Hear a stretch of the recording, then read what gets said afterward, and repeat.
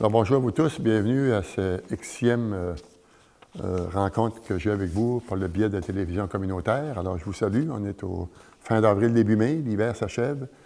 Aujourd'hui, je vais vous parler d'un sujet qui est intéressant et c'est un fonds qu'on appelle le Fonds de région et ruralité. Le gouvernement est en mesure, quand vous faites vos rapports d'impôts, quand ils voient les investissements qu'il y a dans un territoire, ils sont en mesure de dire dans chacune des municipalités, les revenus moyens, médians des citoyens aussi, dans chacune des municipalités, si notre indice de richesse par municipalité est haut, bas ou même très bas.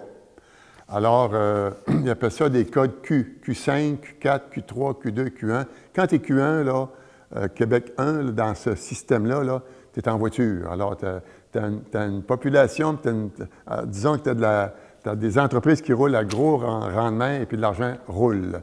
Puis l'âge aussi, le taux de travail aussi versus le chômage et tout. Donc, il y a une série de facteurs que le gouvernement dit A, B, C, D. Ils font un calcul très précis. Puis dans chacune des MRC du Québec, on prend celle des Basques, ils disent, bien là, il y a des municipalités qui sont défavorisées ici dans le coin financièrement. Alors, dans le territoire des Basques, ils en ont identifié 6. Saint-État, Saint-Guy, Saint-Médard, Saint-Simon, Trois-Pistoles et Sainte-Françoise.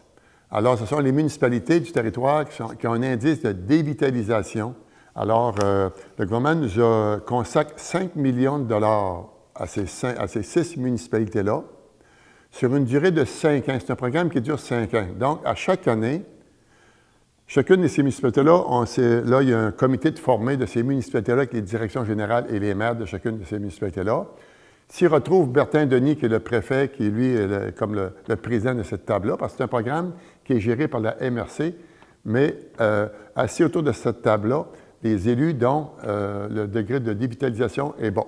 Et comme cette année, là, il y a 900 000 $ de disponibles pour toutes ces municipalités-là, dévitalisées, pour présenter des projets qui vont permettre, dans le temps, dans une analyse de dossier qu'on va faire, parce qu'il y a des critères très précis que le ministère exige, mais c'est chacun des milieux qui sort ses besoins qui peuvent être viables, qui peuvent faire amener notre milieu plus riche économiquement que ce qu'on a présentement. Alors, ceci étant dit, c'est un travail de fond qui est à faire. Alors, chacune des municipalités, on a eu déjà 3 rencontres. On s'entend d'en avoir au moins 2 ou 3 autres avant le début de l'été, parce qu'avant le 24 de juin, il faudra déposer notre projet cadre dans quoi on va investir dans la prochaine année avec cette aide financière-là pour nous donner une chance de pouvoir relever un peu notre tissu économique. Alors, comme je vous disais, les critères là, pour dire si on est dévitalisé ou non, là, bien, il y a le marché du travail. Vous savez, si vous avez entre le taux de travailleurs qui est entre les 25 et 64 ans, il dit, bien, si tu n'as pas un gros taux élevé, bien, ça ne te donne pas des hauts points.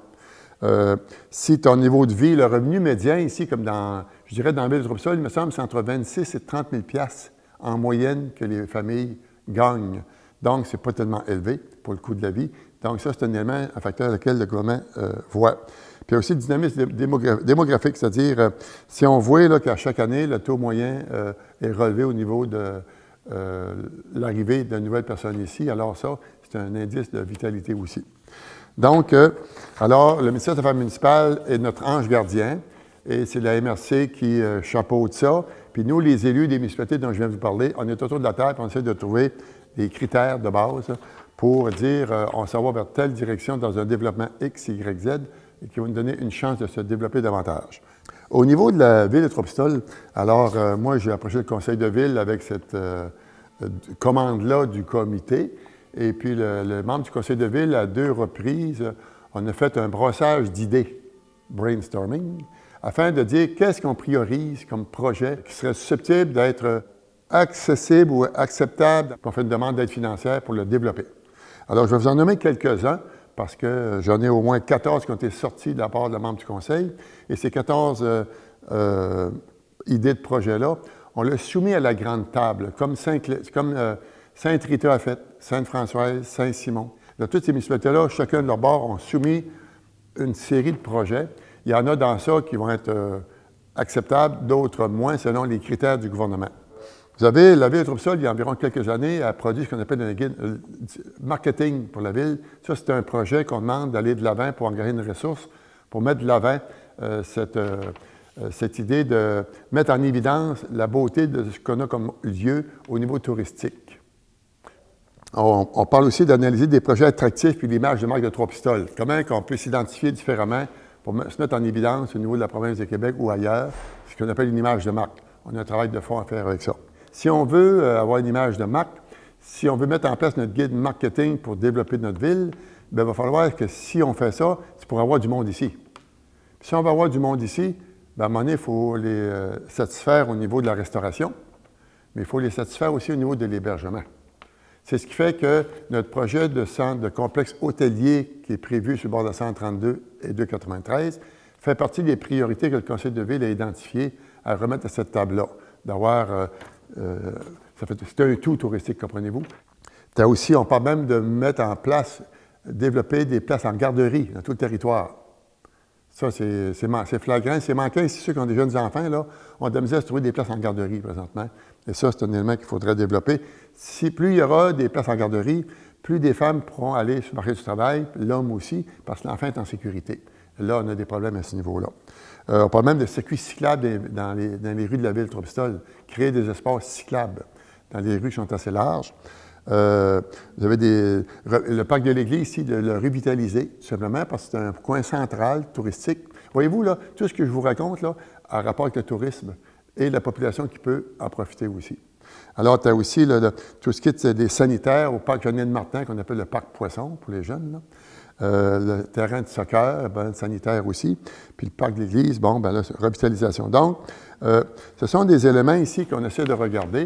Et je vais vous donner un titre d'exemple. Je vous l'ai peut-être dit, mais je vais vous le répéter encore. En vieillissant, des fois, on se répète souvent. Mais quand je parle d'hôtels, ce sont des congrès, là. Ceux qui sont à Trois-Pistoles, qui vivent dans des Basques aussi, là, vous savez, quand l'été arrive ici, rendu au mois de juin, là, on sent qu'il y a une effervescence nouvelle, il y a une vie qui s'installe dans notre milieu, de personnes qui sont étrangères à nous parce que ce sont des visiteurs. Qu'ils soient là une journée, 2 jours, 3 jours, pour des raisons X, Y, Z, ce sont des touristes. Alors, on a aussi, nous autres, un autre manne de personnes qui débarquent chez nous au printemps puis au début de l'été.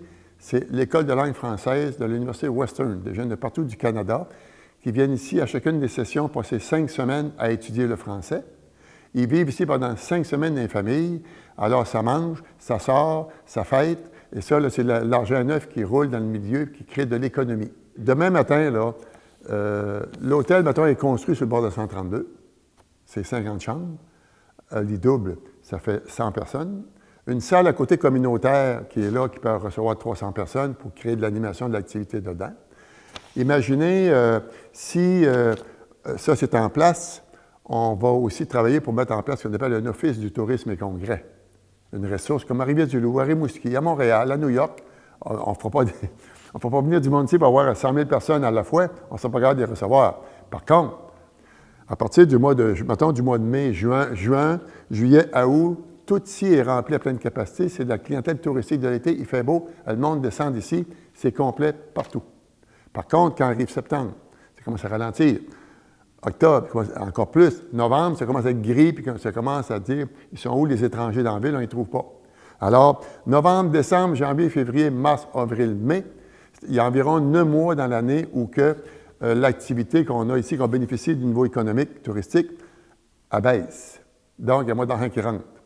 Alors, si on avait cette infrastructure-là d'hôtel avec un office du tourisme et congrès, bien, la ressource embauchée ou les ressources embauchées pour faire stimuler la venue de petits congrès et de colloques de tout ordre, imaginez l'argent que ces gens-là vont laisser dans le milieu chacun, parce qu'il y a le colloque, il y a des congrès, des tables de travail, mais après ça, il y a aussi des conjoints, eux autres, on peut les occuper, les animer pour leur faire voir 56 affaires. Au mois de mars, ils peuvent aller au Mont-Saint-Mathieu faire du ski. On peut faire de l'animation dans le territoire, là, différemment, pour occuper ceux qui ne sont pas directement liés au congrès, mais qui sont des accompagnateurs, des conjoints. Puis pendant ce temps-là, le soir, souvent, il peut y avoir des spectacles à la Forge de Bérubé.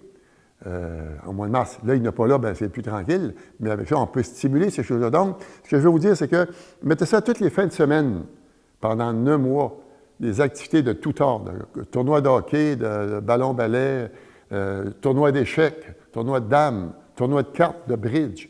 Mettez ça à volonté, les filles d'Isabelle, les chevaliers de Colomb. Tout ça fait que dans des fins de semaine, durant une période morte, on pourrait voir arriver à toutes les fins de semaine des gens différents pour des raisons différentes, mais qui ont de l'argent à dépenser dans notre milieu. Là, vous venez de faire rouler l'économie de la boucherie centre-ville, le dépanneur, le centre d'achat. Vous savez, la maison du notaire pourrait aussi bien ouvrir ces fins de semaine-là.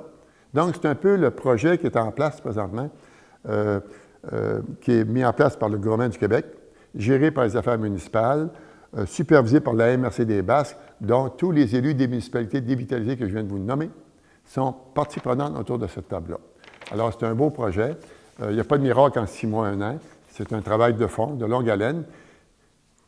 L'idéal, là, demain matin, là, avec ce qu'on propose, si jamais c'est accepté tout ça, rêvons un petit peu en couleur, là, mais avec les 2 pieds dans le friche. Mettez-vous un hôtel sur le bord de la route, avec une salle des congrès, un office du tourisme, puis dans 5 ans, là, que toutes vos fins de semaine ici là, sont remplies durant le mois d'octobre jusqu'au mois de juin par des activités de ce genre. Vous venez de changer le visage économique de la ville de Trois-Pistoles. Puis, il n'y a pas 56 façons ici de faire les choses dans la ville. Là. On ne pourra pas entailler des érables, comme j'ai dit souvent. On ne pourra pas faire pousser du maïs. On ne pourra pas amener de l'élevage de troupeaux de bœuf, de l'industrie laitière. Oubliez ça, on n'a pas ça ici en place. On est confiné dans un secteur qui est de l'accueil touristique et de service. Alors, quand tu as compris ça, tu es conscient de ça, bien là, tu as des outils qu'on doit développer pour pouvoir raffermir ces idées-là et ces rêves-là. Merci de m'avoir écouté, puis merci de Télébasque encore de m'offrir cette possibilité de pouvoir communiquer avec vous. Merci.